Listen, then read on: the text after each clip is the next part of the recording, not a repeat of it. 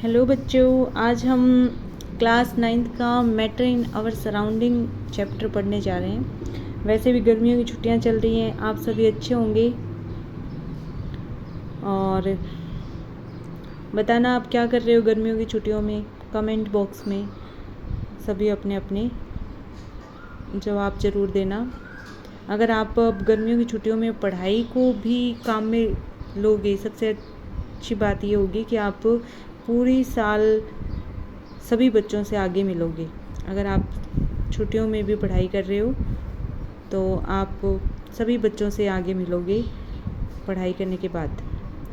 आज मैंने CBSE book ली है, ये सीबीएसई की टेक्स्ट बुक से वीडियो बनाई है जिसमें मैं आपको मैटर इन सराउंडिंग चैप्टर को पढ़ा रही हूँ। सबसे पहले इस चैप्टर में ऊपर ही आया है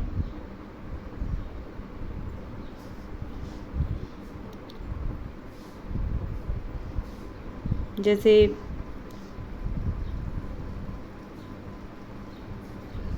बिग बैंग थ्योरी है। यहाँ पे बिग बैंग थ्योरी देखिए आपको क्या थी ये बिग बैंग थ्योरी। इसने बताया था कि 15,000 बिलियन ईयर्स पहले, 15 अरब साल पहले एक बहुत, ये जो पूरा यूनिवर्स है वो एक एनर्जी और एक मटेरियल के फॉर्म में था, और इसके अंदर एक बहुत भयंकर विस्फोट होने से ये स्टार, प्लैनेट, स्काई, अर्थ इसमें डिवाइड हो गया। यानी कि पूरा जो यूनिवर्स है ना वो एक ही था, मतलब एक गोला था, और उस गोले के अंदर एक भयंकर विस्फोट हुआ।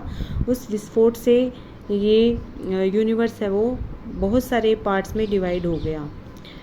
इसके बाद में मैटर की एक डेफिनेशन है यहाँ पे जो मैंने आपको क्लास में भी बताई हुई है कि मैटर क्या होते हैं। जो भी आप चारों ओर चीज़ें देख रहे हो उनका, वो सारी चीज़ें जो कोई न कोई स्पेस ऑक्यूपाई करती हैं, यानी स्पेस घेरती हैं, और जिसका कोई न कोई मास होता है, वो क्या होती है, मैटर होती हैं। इनमें सब चीज़ें आ जाएंगी। स्टार है, वाटर है, सांस लेते हो ना, उसमें हम सांस ले रहे हैं तो गैस को इन और आउट कर रहे हैं, तो उसमें भी गैस भी क्या है, एक तरीके की मैटर है। प्लांट, स्टोन, एनिमल, ये सभी क्या है, मैटर हैं। ठीक है।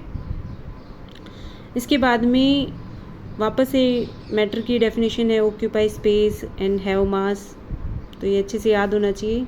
तो those things which occupy space and have mass.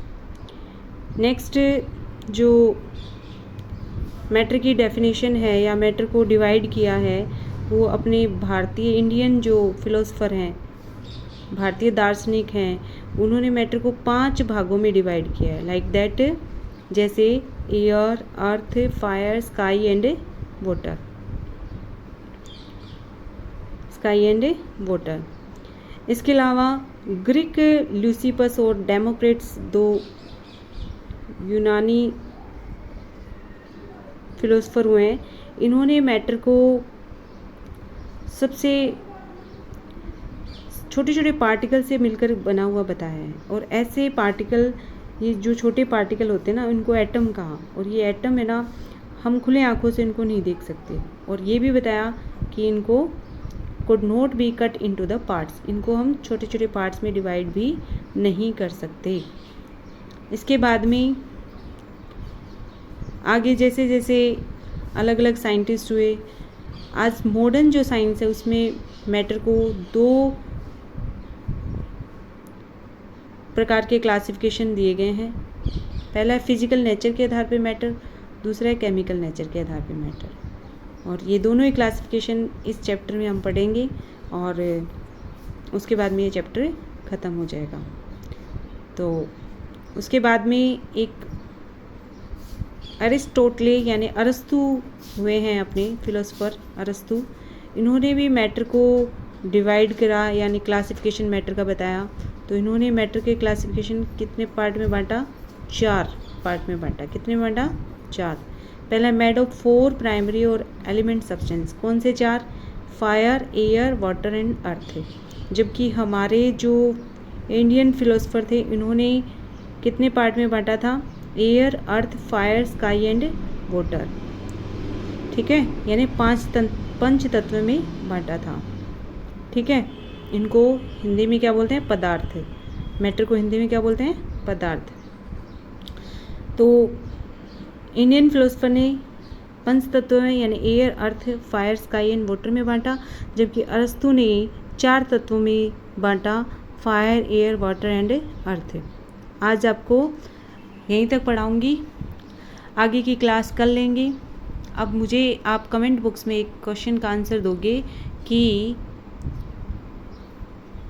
Indian philosopher और अरस्तु के क्लासिफिकेशन में कौन सा एलिमेंट गायब है।